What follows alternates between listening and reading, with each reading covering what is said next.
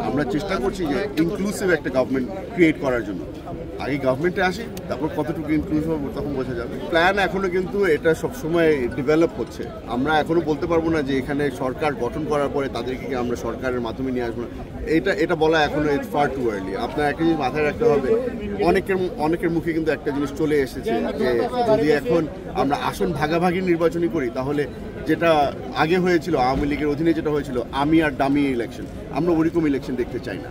আমরা বারবার করে বলেছি যেখানে জামাতে ইসলামী যখন বললো যে তারা 300 আসনের থেকে তারা ক্যান্ডিডেট দিবে, আমরা ওটাকেও ওয়েলকাম করেছি যে আমরাও চাই যে এখানে একটা কম্পিটিশন হোক, এখানে যার ভ্যালিউ আছে যার মেধা আছে তাদেরকে যেন আমরা সংসদে পাঠাতে পারি। হ্যাঁ, আমি এতটুকু বলবো যে আমরা চাচ্ছি যে নতুন জেনারেশনের যারা বর্তমানে রাজনীতিতে আসছে, নতুন দল যেটা এসেছে তাদের সাথে যদি আমরা একসাথে কাজ করতে পারি আমরা খুব খুশি হব। আবারও বলছি যে এখনো ওরকম কোনো ডিসিশন হয়নি। দেশ জুড়ে তোলপাড় ওয়ালটন ফ্রিজ কিনে আপনিও হয়ে যেতে পারেন মিলেনিয়ার। আমরা চেষ্টা করছি যে ইনক্লুসিভ একটা গভর্নমেন্ট ক্রিয়েট করার জন্য।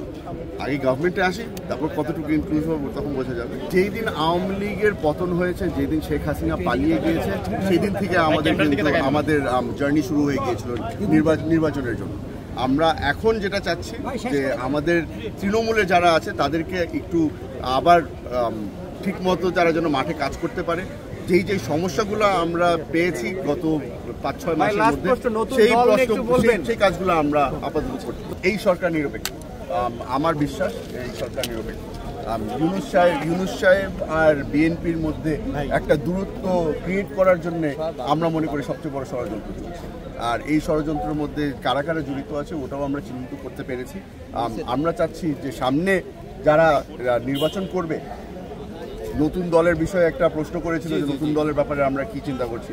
আমরা চাচ্ছি যে এই ষড়যন্ত্রগুলোর মধ্যে যেন এই আগুনে যেন তারাও তেল না দেয়। আমরা চাচ্ছি যে সকলে মিলে আমরা সবাই এখন ন্যাশনাল পলিটিক্সের মধ্যে ইনভলভ, আর আমরা ন্যাশনালিজমের মধ্যে বিশ্বাস করি। আমরা চাচ্ছি যে বাংলাদেশের মধ্যে এই ধরনের রাজনীতি যেন হয় যেখানে আমরা সবাই একজন আরেকজনের সাথে কাজ করতে পারবো। আশা করছি যে নতুন দল যারা গঠন করছে তাদের সাথে আমাদের একটা রিলেশনশিপ থাকবে। আমার সাথে বর্তমানে অলরেডি আছে এই নতুন যেই রাজনীতিবিদ যারা এসছে তাদের সাথে আমার একটা অলরেডি সম্পর্ক আছে, তার রহমান সাহেবের সাথে একটা সম্পর্ক আছে।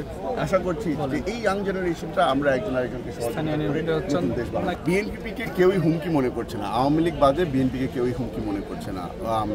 যেটা আমরা বুঝতে পেরেছি যে আমরা এখনো রাস্তাটা ক্লিয়ার করতে চাচ্ছি যে আমরা একসাথে কাজ কিভাবে করে করবো।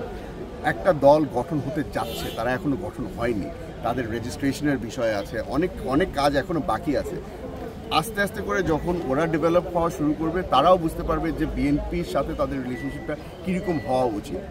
আমরা অলরেডি একটা ডিসিশন নিয়েছি, আমরা তাদের বিরোধিতা করব না, আমরা তাদেরকে অলরেডি ওয়েলকাম করেছি, আর আমরা তাদেরকে সাহায্য করতে চাই যে তারা যে নতুন দলটা সুন্দরভাবে যেন করে আমরা সাহায্য করতে চাই।